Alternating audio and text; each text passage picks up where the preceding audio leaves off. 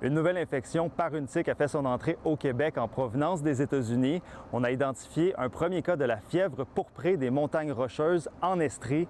Et pour en parler, on est allé rencontrer le docteur Alex Carignan de la chaire de recherche sur la maladie de Lyme de l'Université de Sherbrooke. Pour commencer, comment cette nouvelle infection a fait son entrée au Québec? C'est une infection qui est transmise par une tique. Donc, par contre, contrairement à la maladie de Lyme qui est transmise par la tique à pattes noires, c'est une autre tique qui transmet la fièvre pourprée des montagnes Rocheuses, une tique qu'on appelle Dermacentor. Son nom commun, en fait, la tique américaine du chien. C'est une tique qui est moins présente au Québec quand même que la tique à pattes noires, mais effectivement, on a diagnostiqué un premier cas de cette infection chez un estrien au cours de l'été. Comment cette personne se porte jusqu'à maintenant? Ça ressemble à quoi les symptômes également? C'est une infection qui peut être quand même plutôt sévère. On parle, généralement au départ de fièvre, des maux de tête importants, de la confusion. On voit aussi souvent au niveau cutané certaines manifestations, entre autres un rash particulier au niveau des jambes. C'est une infection, je dirais, qui nous préoccupe parce qu'elle peut avoir une certaine sévérité.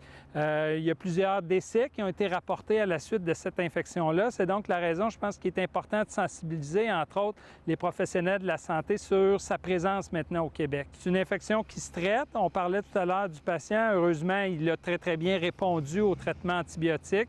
On utilise la doxycycline, qui est le même antibiotique, en fait, qu'on utilise pour le traitement de la maladie de Lyme.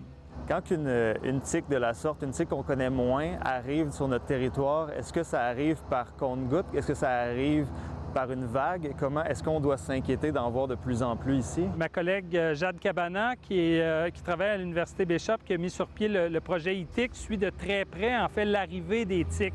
Et on savait que la tique responsable de la fièvre pourprée des montagnes Rocheuses était déjà présente au Québec depuis quelques années. On voit effectivement une progression, une plus grande présence de cette tique-là, mais effectivement, on s'y préparait. Quand on parle de tique, on parle souvent, justement, vous venez de le mentionner, de la maladie de Lyme, mais la chaire de recherche se concentre également sur ces nouvelles infections qui peuvent arriver. Ça, c'est un exemple. Est-ce que c'est signe qu'il y en a d'autres qui pourraient arriver? Effectivement, il y a plusieurs autres pathogènes. Dans les dernières années, même, on avait vu l'apparition, entre autres, de l'anaplasmose, la babésiose, qui sont deux autres infections transmises par la tique à pattes noires. Donc, je pense que c'est une nouvelle réalité. On n'a pas le choix d'y faire face.